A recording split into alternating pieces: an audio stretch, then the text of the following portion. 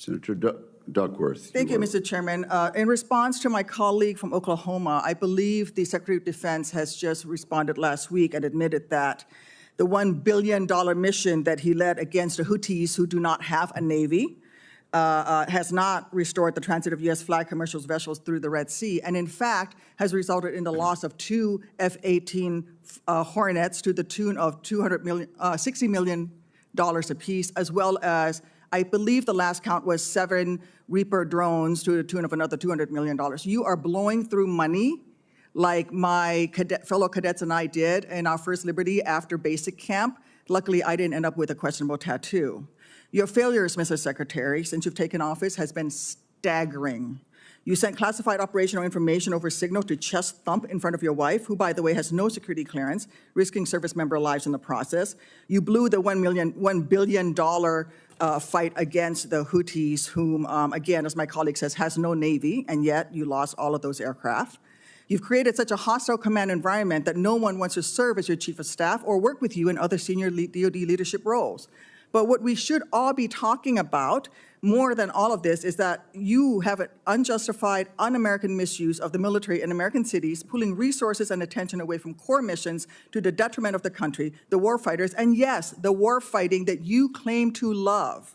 I don't know if this is because you are too inexperienced and incompetent to understand the real threats facing our country, or if it's because you are just an unqualified yes man who can't tell the president how to keep Americans safe. You are focusing on renaming basis for Confederate generals. You said just now to Senator King that to a man and to a woman, we would rather be associated with the old Confederate names. Well, I am one of those women. I served at Fort Rucker, Alabama, a base that was named for a traitor who took arms against the United States of America, led troops who killed Americans.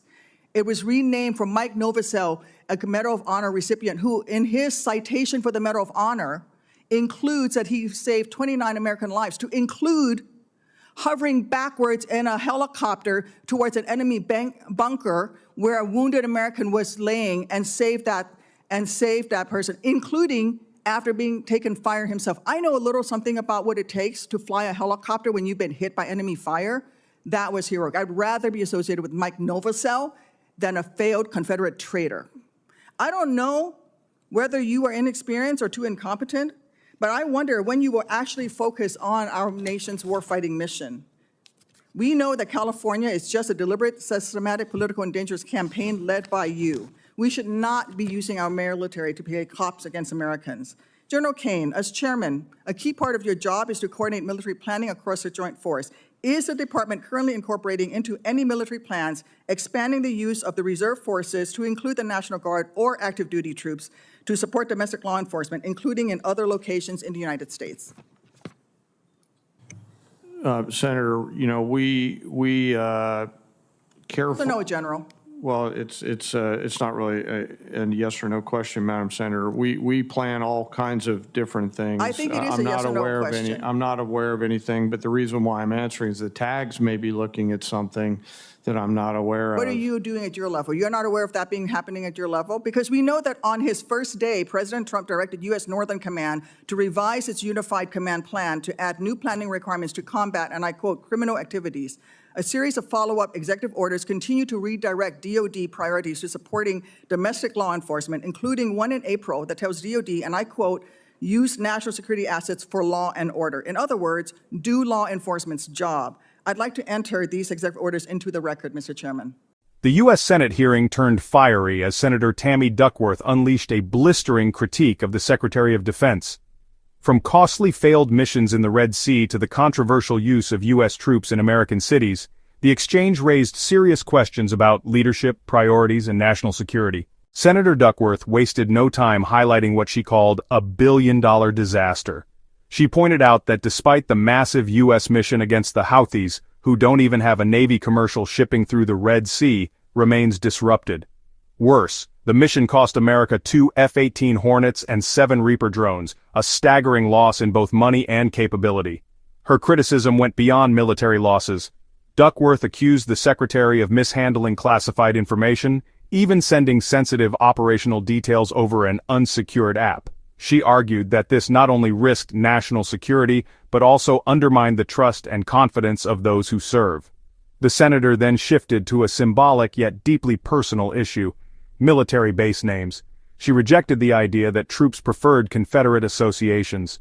Drawing from her own service at Fort Rucker, once named for a Confederate general, Duckworth said she was proud it was renamed after Medal of Honor recipient Mike Novosel, a man who saved American lives in combat. For her, this represented true honor and sacrifice, not a legacy of division and betrayal. Perhaps the most explosive charge came when Duckworth accused the Defense Department of misusing the military inside U.S. borders. She argued that deploying Marines to Los Angeles or assigning troops to assist ICE diverts valuable resources away from actual warfighting missions. Instead of preparing for high-end combat, she said, soldiers were being reduced to doing paperwork or standing guard outside federal buildings. Is there objection? Without objection, so ordered. Secretary Hegseth, you say you are focused on warfighting and warriors. These are your words. Yet you are diverting untold DoD resources and attention to a fundamentally non-military mission of domestic policing. Across the country, we have qualified police officers who are trained for that mission. They know those streets better than the Marines you deploy to Los Angeles, who normally focus on the Indo-Pacific.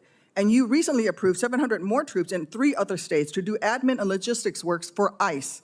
You say all of this is valuable training, but I would much rather have our troops do tough, realistic training relevant to high-end combat. Instead of typing in spreadsheets for ICE, they should be conducting live fire maneuver exercises. Instead of patrolling American neighborhoods and standing in front of federal buildings, they should be rehearsing call for fire missions. We have local police who can stand in front of those federal buildings. And the list of distractions goes on. You are encouraging the DoD workforce to go work for DHS in increasing numbers. You're pulling the military away from facing foreign enemies who literally say things like death to America. And you're putting troops with weapons aimed at Americans. Mr. Secretary, let the military get back to its real job. Stop forcing them to do DHSs. And if you want to be DHS Secretary, maybe you can apply for that job when you're fired from this one due to your incompetence. Duckworth's fiery remarks captured a broader debate. Should America's military be focused squarely on global threats, or is its growing role in domestic affairs a necessary evolution? Her words made clear where she stands and left the Secretary of Defense facing some of the toughest questions of his tenure. If you enjoyed this breakdown, don't forget to like, comment, and hit the subscriber button for more political showdown.